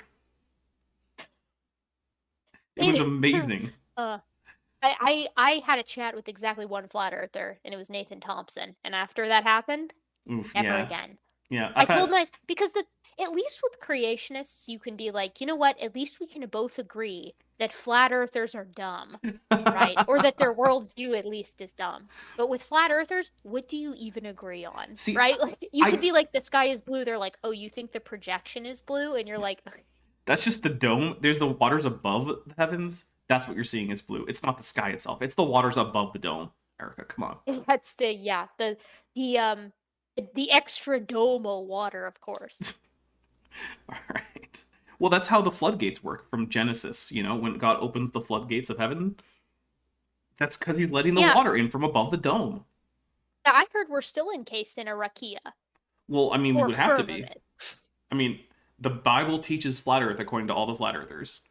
All right, here we go. Well, and it definitively doesn't to all the young Earth creationists. Right, that's who sit there pointing their finger and laughing. Right, it's the thing is, if you want to be consistent with young Earth creationism, I do think you actually have to be a flat earther, because the degree to which you're taking the text literally, I think, should require you, if you're going to be intellectually honest, to also take seriously all the stuff that implies a flat Earth, because it's all over the place. It's so stupid. It's like taking an elementary understanding of physics, right? You know how you teach like the babies in like middle school, like the atomic model, right? Mm-hmm. Like atomic theory. Really, we teach them the wrong model, but it's good enough. Because it's easy. Yeah, because it's easy for them to understand, right? And then they grow up and they're like, "What you're saying? I can't trust my physics textbook, the physics textbook that was written by experts. You moron! Of course, this physics textbook is correct, and any other interpretation of physics that isn't within this textbook is wrong. Actually, electrons literally circle around in an orbit. That's literally what happens. Yeah, it's just a small fidget spinner, right? I mean, that's the same kind of logic here, right? It's like Eric can't graduate beyond the rudimentary English direct literal understanding of a text that was written thousands of years ago. Yeah. A group of people who frankly didn't give a shit. How old the Earth was, right? They had bigger problems. Yeah, like being captives in a foreign empire that they didn't really want to be in. Or feeding themselves. Right? Well, I mean, that too. That's a pretty big one. Like being an ancient person isn't easy. But that being said, I mean, it's incredible. It's such a juvenile understanding. I mean, there are folks who understand the biblical text significantly better than Eric, and none of them are young Earth creationists, at least that I've met. Right. All right, let's see what Eric has for us. Just look at the genetic code of a perfect human specimen. Right. Name a perfect human specimen, Eric, and if you say yourself, my goodness, I'm just going to take a drink for perfect human specimen. Codes need a coder, take a drink. That too, yeah. Ian, I guess we'll have to use yours. Mine's not there. You know what? It was a bad joke, so I'll take a drink, but at least kudos for not claiming to be himself the perfect human specimen. The thing is, he already said that, and it was when he scripted himself being referred to as Captain America in the Night at the Ark, or the Night at the Oh my goodness, yeah, I forgot about that. Eric, if you, this is just, I mean, honestly, I really have to say, I do envy the self-confidence, right? Like, Eric Hovind really did look at Chris Evans, and he was like, hey, this is like looking in a mirror. I wish I felt that good about myself.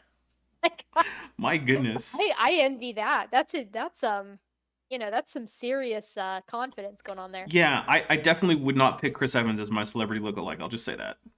No, I wouldn't either. I already know who I look like. Oh, I thought you were talking about me. I thought you were no, I also wouldn't pick Chris Evans as dapper celebrity lookalike. Thanks. Oh, what is her name? It's I'll tell you in a sec. I'll tell you guys in a sec who I look like. Perfect human specimen and the genetic code of an ape-like creature, okay? Okay. How many changes to the genetic code would you have to make to go from an ape to a human being? Like 1.5%, roughly. About the same amount roughly the same amount that you would have to go from making Canid into a dog, which is 0. Well, there's that too. But like, it's going to be less than the amount that you need to go from, say, a lion to a tiger, since, spoiler alerts, lions and tigers are more genetically dissimilar than humans and chimpanzees.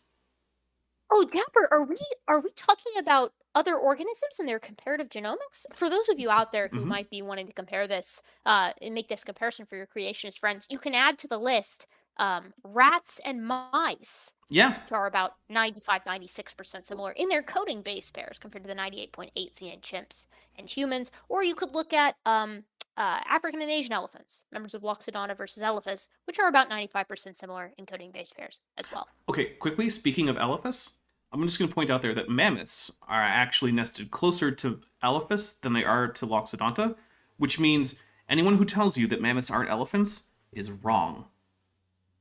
Mammoths are definitely elephants.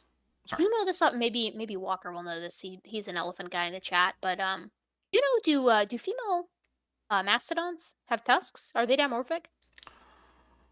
I think they do have tusks, but I'm not actually super confident about that. But that would be interesting because that would imply, I would assume that they would, because usually weaponry in females tends to coordinate pretty strongly with open habitats. So I would imagine that living on the steppes would necessitate or at least select for tusks in females for helping defend the young. Another But thing in you got to cryptic remember, environments, they usually lose the weaponry, so the horns or the tusks in this case. well, another thing to remember though is that proboscidean tusks are also used to gather food. They're not strictly That's always true. weapons. They root. Yeah. Yeah, they root. So that's one of the reasons why I would think that. Well, actually, we do see that in the fossil record. Like most proboscidean species, both sexes seem to have had tusks because they're a food gathering instrument first and a weapon second. Yep, Walker says they both have tusks. There you go. Sexes. It's interesting. Nice. That's very strange. I wonder what that dimorphism looks like. I wonder if Elephas is the only dimorphic proboscidean. It could be that they're increasingly dimorphic because of their interaction with humans, where people like to kill things for tusks, and maybe that's okay African for a bull elephants- elephant because African elephants are moving that way. Yeah. So I mean, I would assume too it has something to do with if I had to put money on it, I'd say it's a habitat thing. I'd say that females don't need to invest in tusks when they're living in places with elephant grass where they can just rely on crypsis. drink for Mothra. All right, here we go. We're going to get some Erika in. Now, they used to say that we're only 3% different. We're 97% similar to apes. They It depends on exactly how you measure it, but yeah. have later discovered that it's completely 100% wrong. similar to apes. Well, there's that. When he says apes, I'm assuming that he means like chimpanzees, but yeah, humans are 100% similar to apes in the same way they're 100% similar to mammals. Okay, I will finish my drink if he brings up Tompkins. That's a dangerous game. All right, here we go, because I think he's going to. Wrong. Now, in the areas that we are similar, but there are areas where we are different that are completely different. So 97% is when you Yeah. compare similar to similar. No, alignable, Eric. I'm taking a drink. I'll drink for Alignable, not alignable coding. Okay, so why would you need to go ahead and think about alignable sections, right? Well, let's say we'll use the book analogy, which I usually don't like, but I think it'll work here, right? So, as I think everyone knows, the Bible is a collection of what for Eric would be 66 books. Most Christians actually have a larger canon than 66, but we're going to ignore that for now. So, but the thing about that is, like, the order of the books isn't really very important. It's just used as like a reference, right? So when you pick up a Bible, you know which order to flip in. Okay. But like, there's no objective rightness about that order. You could shuffle up the books and it's still the same collection of texts, right? Well, let's say I published a shuffled up book, right? That was the Bible, but it had that. And then also in a few places, I just toss in some gibberish because, I don't know, I want to pad out the size of the book because then it looks more expensive and I can sell it for more or something. Who cares? So if you want to say, okay, well, how close is my copy of the Bible to Eric's copy of the Bible? Well, because there's no particular order that all of the books have to go in, they can get swapped around a bit. What you do is you align them. So my copy of Genesis gets aligned to his copy of Genesis, even though it might be in a slightly different place in my copy of the Bible. similarly, his version of Habakkuk, which is that book that everyone forgets exists. It's Habakkuk. There you go. Actually, I know someone whose parents almost named him Habakkuk. I'm like, well, it's good they didn't, because that would be rough. Anyway, yeah, so his copy and my copy of Habakkuk, they're going to be very similar. Whereas if you just do a straight naive comparison, starting from page 1 and then going to page whatever, yeah, they're not going to come out as very similar. But that's because that's a stupid way to make that comparison.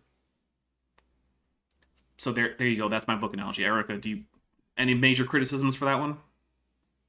It's mostly, I mean, I don't have any criticisms. I would just add to it and say that there are slight differences in the size of the genome in between individual people. Mm-hmm. Right. This isn't something that is like wholly new. Yeah. Right. And the genomes of many different closely related organisms are different sizes. I don't think that the genome size of a lion and a tiger is wholly identical, but I imagine that Eric would be comfortable placing them both in the same family, Felidae. Panthera, So why is this? Leo, genome. Yeah, check those sizes. size. I'd be curious to see what they are. All right, so pairs. let's see. Felids apparently have on average 2.3 gigabases. Mitochondrial genome. That's 2.5 billion base pairs. I think. Yeah, I think you are correct. Oh no, 2.3. Sorry. All right, so this is not bringing up anything immediately helpful, but I'm just going to put in Panthera, if I can spell it right, Panthera tigris. Do dogs and wolves if you feel like it. I mean, dogs and Size. wolves would be perfectly analogous. All right, so estimated size of Panthera tigris is 2.44 gigabases, which is larger than the average for felines. So even if we just, it doesn't matter exactly what it is for Panthera leo. There's variation. We know other felids have smaller genomes because to get the average of 2.3, some of them have to have lower than 2.3, while Panthera tigris, the tiger, has 2.44. So, I mean, there you go, demonstrated mathematically. That's okay. Related organisms, even according to creationism, can vary in genome size. Hooray! We did it, guys. It's so shocking, so strange, and really just floors me, right, that they don't have a standardizable idea to apply to organisms. They really don't. They can't. They literally can't, because anything that you pick is going to break some part of their idea. Right. Really what they need to do is cut their losses and say, okay, we get it. Humans are really similar to pannins, right? And that's just something that we're going to have to live with. It doesn't matter. Humans are created specially, and then genetics works for everything else. Yeah, humans are the special boys. They still won't come up with their kind lines. Yeah, they still won't come up with their kind lines, but they can at least make generalizations with like horizontally on handstands. All right, well, let's see what else Eric has for us.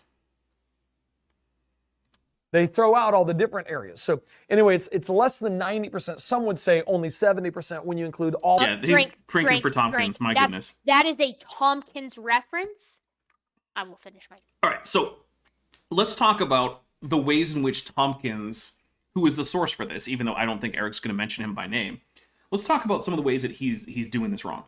So first of all, he does usually, or actually I believe he always compares alignable areas. So he's not doing the thing that Eric apparently thinks he shouldn't be doing, or he is doing the thing Eric apparently thinks he shouldn't be, which is not just picking an arbitrary start point for the genome and then going. He is doing alignable sequences versus alignable sequences. But in his first attempt, his problem was that he used a bugged version of the program BLAST, which gives you sequence similarities, right? When you import two different genomes. So he did the equivalent of, basically his problem was with indels. So if you have a book, and I'll just grab a book here. We're going to grab the Apostolic Fathers, right? Okay. So the first section, the Apostolic Fathers, that comes up, because this is what's on my desk, is, after the introduction, we're actually going with the actual text. Okay, First Clement. So First Clement starts out with, here we go.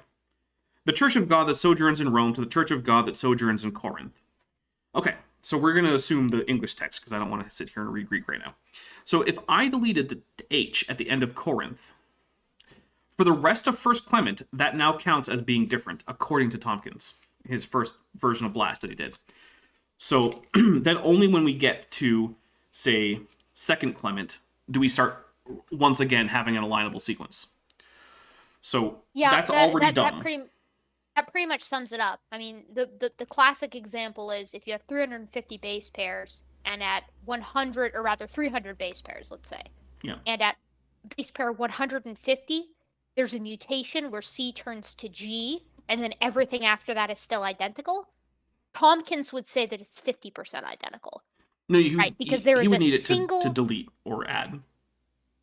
Yes, that's fair, but he would, yeah, he would still say 50%. To throw it, yes, exactly, to throw it off right. by one base pair in order to cause every subsequent mutation to be off by one. Yeah, you're absolutely right. So that's... And Tompkins would call that 50%. Right. He's done this because, and you know, the way that we know this isn't speculation, right? This is really key here. T.D. Lane is not Glenn Williamson. Sorry, go ahead. Yeah, really. Glenn Williamson, or Ruhif here on YouTube, used to be lurking around in message boards, but he downloaded Tompkins' supplemental material. And he went through this himself with Tompkins' own work. The work that Tompkins uploaded. And he showed that first, okay, Tompkins is using a bugged version of Blast. So Tompkins goes, okay, whoopsie, I did a sussy wussy. I accidentally said humans and chimps are only 70% related. I was using a bug version of Blast. Turns out they're actually like 80% related, right? As far as, or similar, only genome.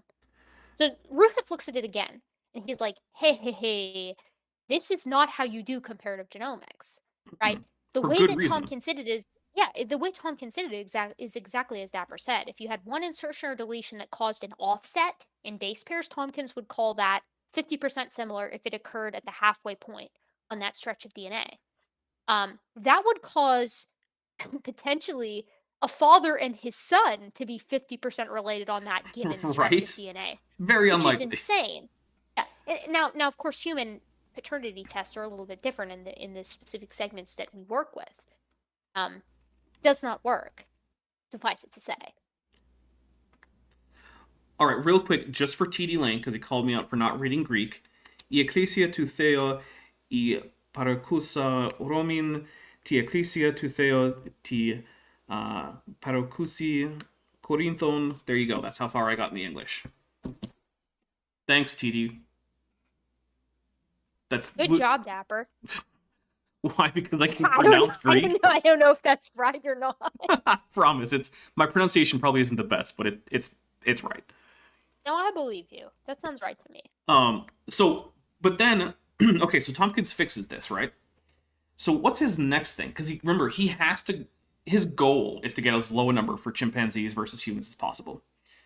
So his next thing is, well, what if I just weight every alignable sequence the same? So if if I find a 75% similar 3,000 base pair alignable section, and then a different 400 alignable base pairs that's 25% difference, well, now I can take 75, I can add 25, and I can divide by 2 and get my average. Which, no, you have to weight these by length, right? It's sort of like the example Ruhif gave, which I like, is talking about fuel efficiency. So if you have a day where you're super fuel efficient and you drive on the highway and you drive, like 400 kilometers, but it's really good because, highway driving is good for fuel efficiency. He said like Melbourne to Sydney. That's the example that he tends to give. Something like that. Yeah. But then the next day, I do a bunch of city driving, and I actually only end up going like 40 kilometers, but I use a huge amount of fuel because I'll start and stop and I'm waiting in traffic and whatnot.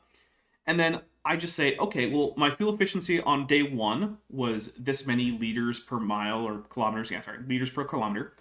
And the other one was this many liters per kilometer. I'll just add those two together and divide by 2. And that'll just be my fuel efficiency. That isn't how it works. You have to take into account the fact that you didn't drive as much the second day. The baby version of this would be like if you were in middle school and your teacher weighted a participation grade the same as your final exam. Yeah, basically. That is absolutely insane. Yeah, so, and the thing is, it's hard to imagine that he doesn't know better. Well, it scales, too.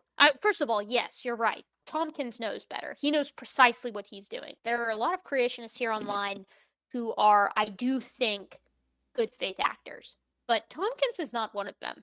And Tompkins is the type of guy who, if he scaled his methodology for humans and chimps to other mammals, they would get progressively less Right, related that's in also a way that true. is scalable. Yeah, in a way that is scalable to the current percentage, right? It would just make it, So- again, less likely that lions and tigers are related, but he wants them to be. Precisely. And it would be the same with chimps and bonobos, or African and Asian elephants, or rats Right. and mice. I mean, it would scale in the exact same way. But of course, he doesn't talk about that. Because if No. he talked about that, people might start asking questions. Right. They Hey, cannot are ask they questions. really the same kind? Maybe not. Maybe this breaks our whole kinds list over at the Ark encounter. Which, by the way, I seriously, I don't know why they don't just cut their losses and say this shit is arbitrary. And by shit, I mean all of it. From the heat problem to, what is miraculous and what is not, to the genetic lines between organisms. It's all arbitrary. We're cool with it. Deal with it. That's what they should say. I But mean, they can't. it would be honest. Because people at least. wouldn't take them seriously. Well, yeah, there's the thing.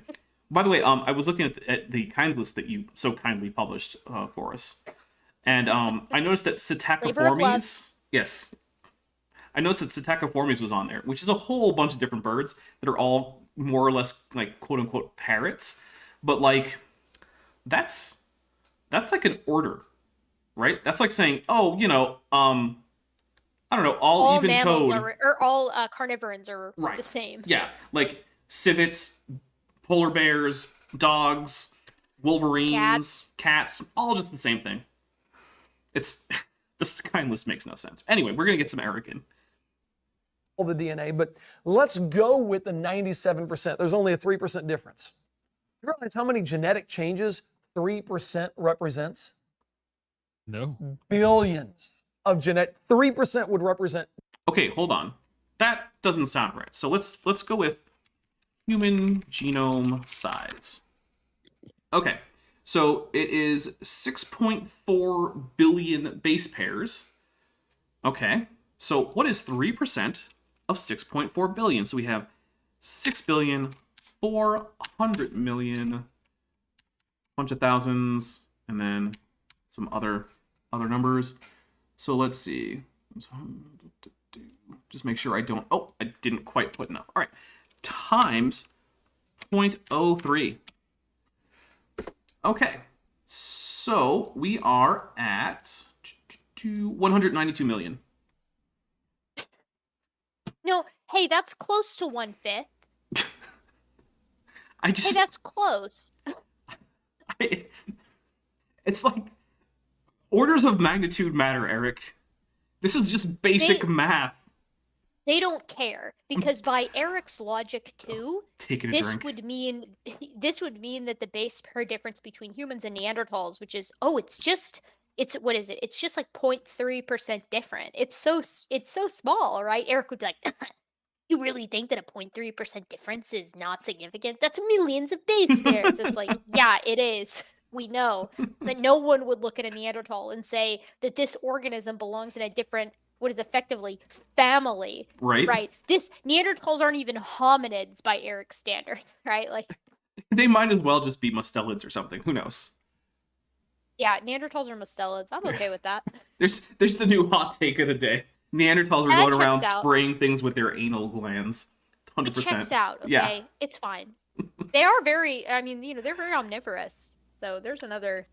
I mean, to be fair, so are a lot of carnivorans. So yeah, characteristic. there you go. No, that's true too. That's true too. Yeah. I mean, look, pandas are basically herbivores. Oh God, pandas. Yeah, All right, here we go. pandas are special case. They are. Billions of genetic changes. Ryan? Okay, remember, 192 million. Not billions, but okay. You're good at math, right? No. Eric's like, me either. I'm just taking a drink because while that joke did land, like the lack of self-awareness going on here is amazing to me. And then we're going to read Vandalia's super chat. Okay, Vandalia says, for $9.99, hey, Erika, I know you're busy giving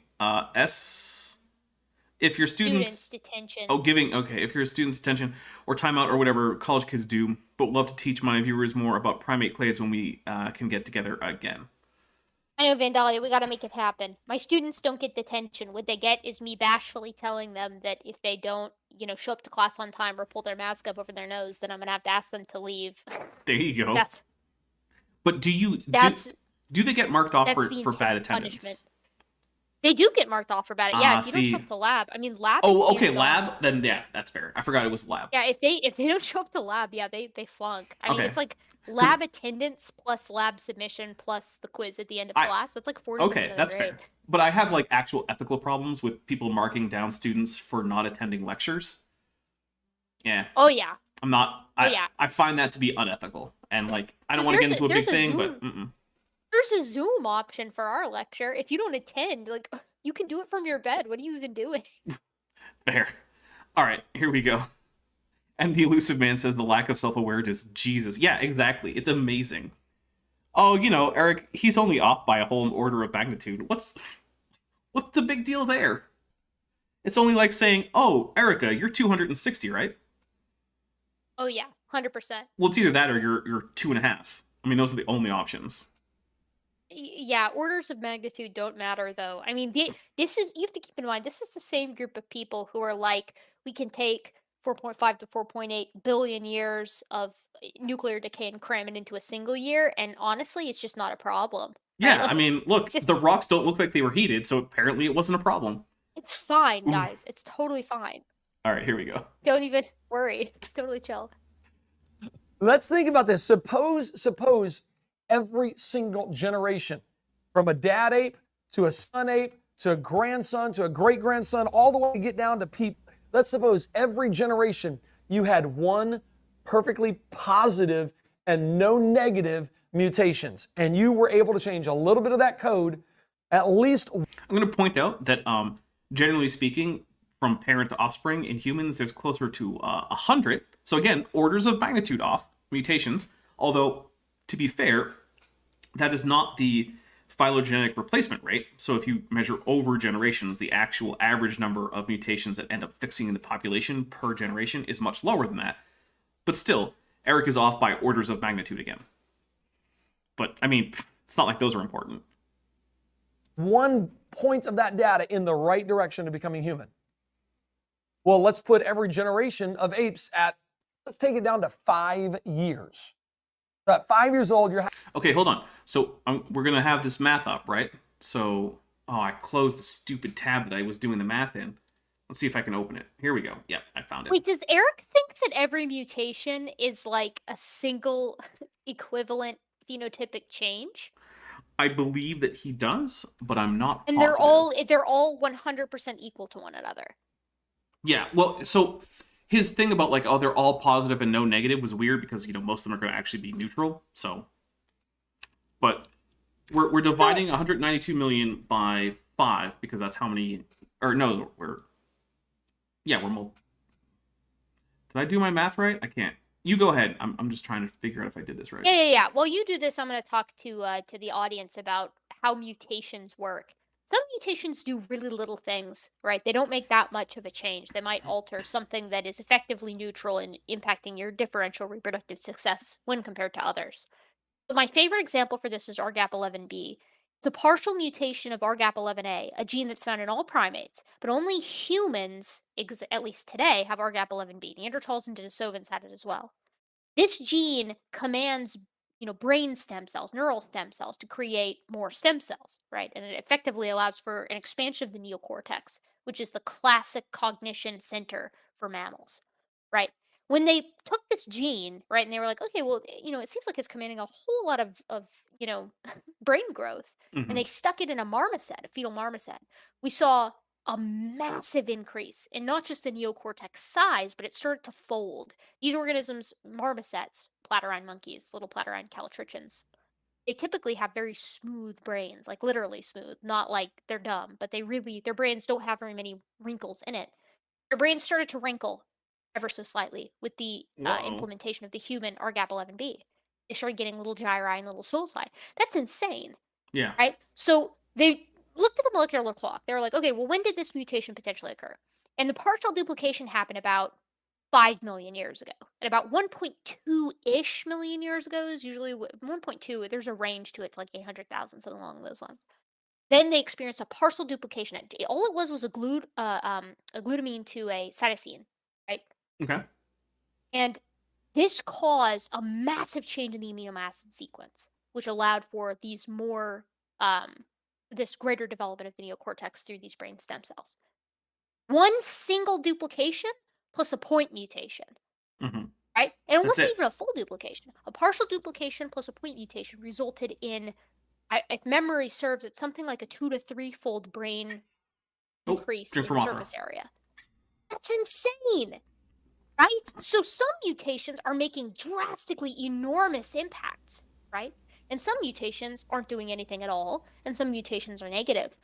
To try to quantify it as like every mutation is a 1, right? And you Yeah. need, whatever you said, Dapper, like 190 million ones in order to get to a human, and there's only one mutation every generation. You moron. There's multiple mutations every generation. Some of them are good, Right. some of them are bad.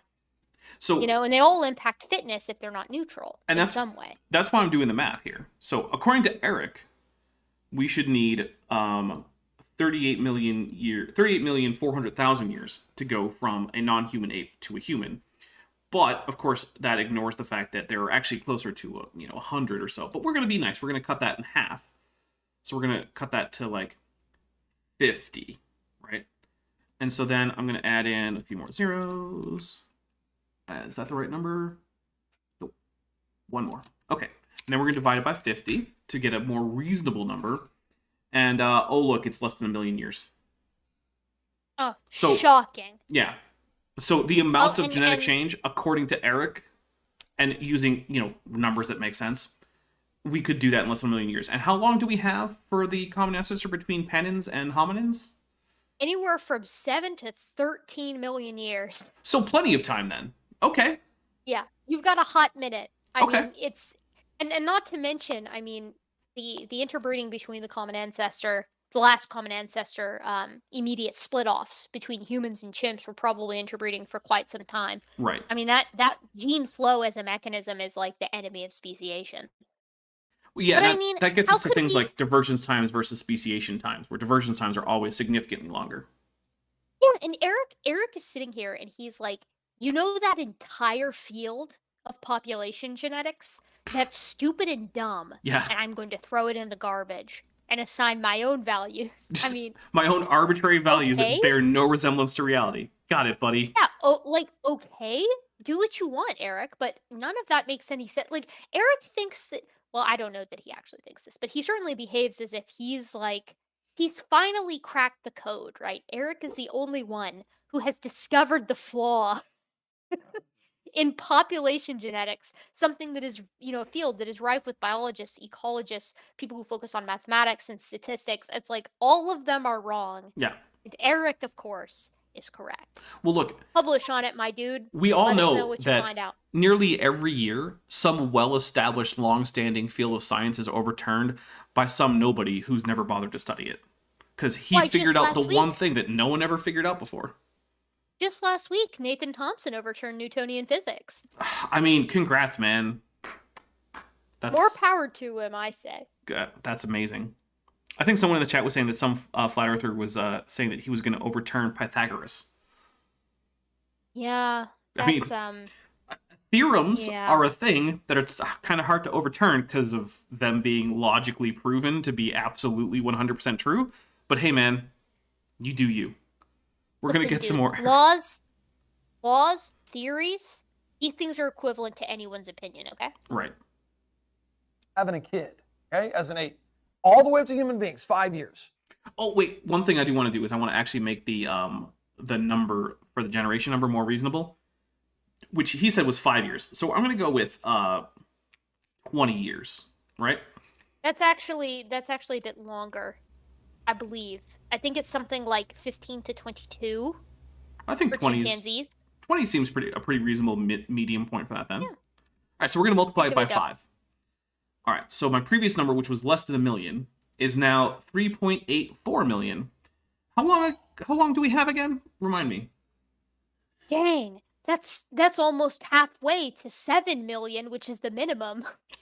All right, and then. 13 million, which is the maximum for divergence. That's insane, Dapper. How could you do something like this? Weird. It's almost like when I use Eric's numbers, reasonable assumptions, we get a diversion or like a minimum divergence time that's smaller than the actual minimum divergence time determined by things like paleontology and actual molecular clock studies. Huh. Pepper, that's not fair. You can't use math. Yeah, I mean, he's about to, but I can't. I didn't go to school for math.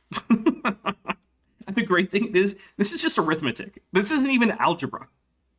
It's baby mode, folks. Right? Baby mode. Multiplication and division is the extent to which I'm having to stretch my brain to say Eric is obviously and by orders of magnitude wrong. But let's hear him out. If you have billions of changes that need to be taken Less than 200 million. place, and you could make one positive one every single year, Okay. or excuse me, every single generation, and you lower the generation gap to just 5 years, you simply take that 5 years times the billions of changes. How long would it take to go from apes Just to take humans? a drink. We covered this It would extensively. be 5 billion. And how long do they say it took to go from apes to humans? A couple of million. A couple of million versus 5 billion. And that's Where is he getting a couple million from? Oh.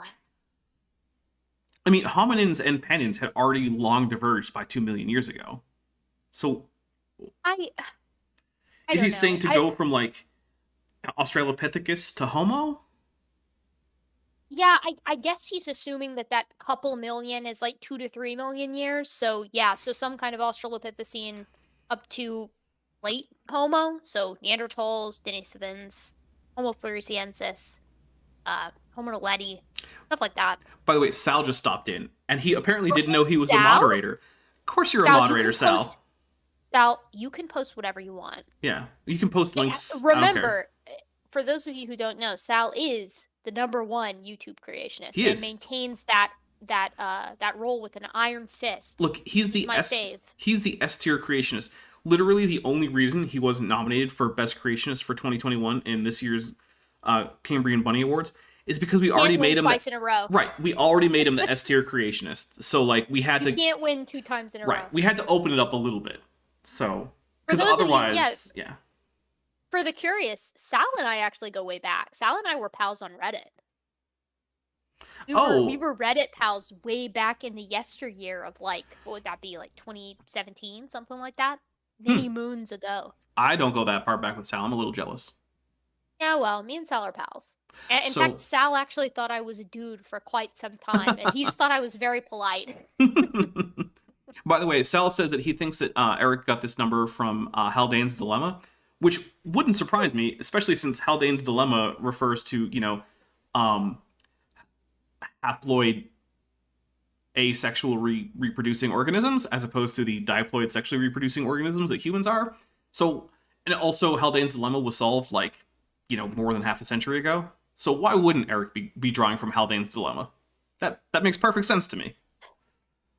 And All right, we're gonna hit play, and we're gonna get a little bit more in here. We're coming up on the close of the episode, Erika. Not much more Eric to deal with for like another month. Well, actually, no, less than a month, because if we go on schedule, because this one is late, the next one's actually coming up in like 2 weeks. Sorry. I think I'll be okay. I'm looking at my calendar. I think that'll work. Okay. under great scenario, which would never happen. There's no way. Mathematics rules out the possibility that apes Just take a evolved drink. into people. Unless you By the do way, it this right. is called the Heidelman's dilemma. That's the press. Okay. Oh my goodness, not only was Sal right, Eric can't even say Haldane. We're gonna take a drink for a correct prediction from Sal. Awesome job, Sal, by the way. That's amazing, because I didn't call that. No. I have to look that up. Surely he's not that far off. Heidelman versus Haldane. Oh, drink for Godzilla. But first, Haldane's I Dilemma can't is a real find thing. anything. Yeah, Oh, I know. Heidelman. Haldane's Dilemma is a real thing. I can't find a Heidelman. Yeah, Can't no, find that. that's just Eric Dang, mixing, Sal. not knowing. Sal just swept in here and was like, That's amazing. Oh, yeah, dude. That's Haldane's Dilemma. Maybe Dang. one of these weeks we need to get Sal in for an Eric with Eric. Holy moly. It might be fun to have a young Earth creationist tear apart Eric Hovind.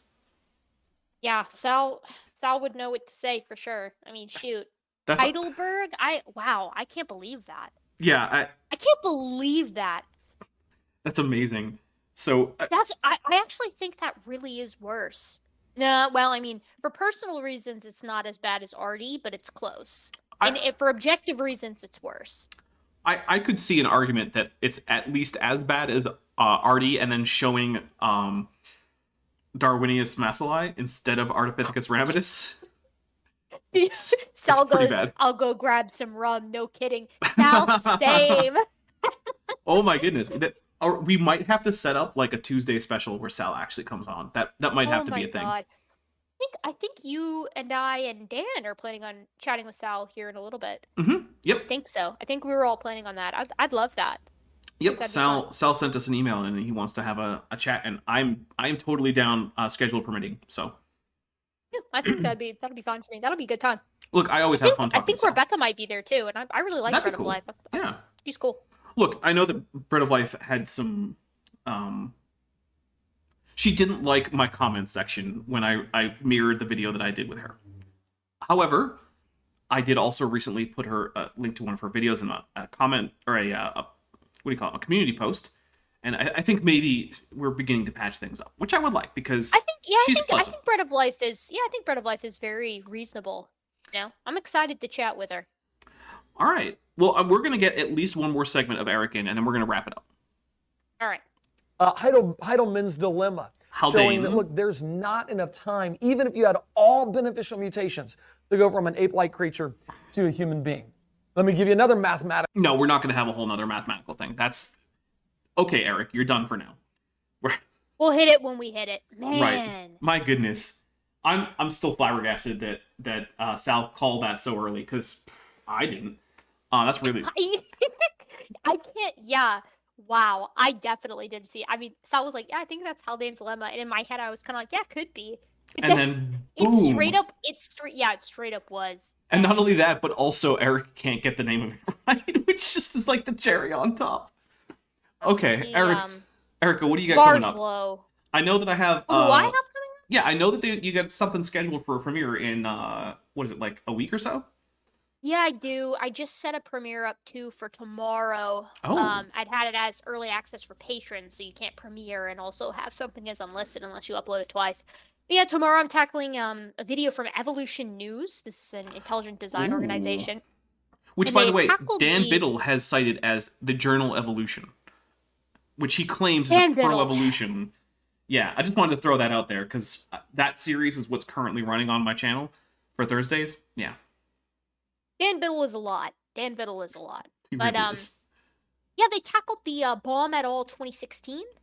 And I was really interested. I was curious to see what they had to say about it, because up until that point, I'd not actually seen any ID or creationist organizations tackle that paper. I wasn't super impressed. You will see for reasons why. And then next week, I have a video titled YECs versus their guests. Oh. Hoping to get some science videos in here soon, but honestly, it's a lot harder to write a nice, coherent, and at least to my standards, I guess, video teaching a concept than it is to just be like, okay, here's why the thing I'm reading is wrong. Yeah.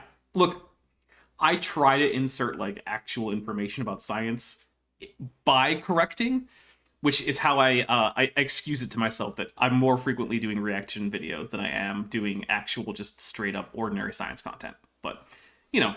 I am probably as well. But, you know, I don't know. It's interesting. The creationist stuff usually gets a lot more engagement. So I guess people like that sassy material a little bit more. Yeah, people like the drama, so. All right, well, on my channel, let's see. The next Dan Biddle thing should be coming on Thursday. Saturday, we're going to be doing more Kent Hovind dissertation reading. Then I need to look at a calendar. Monday, or no, not Monday. Are we doing D&D tomorrow? I can't remember. I think it's next week. All right.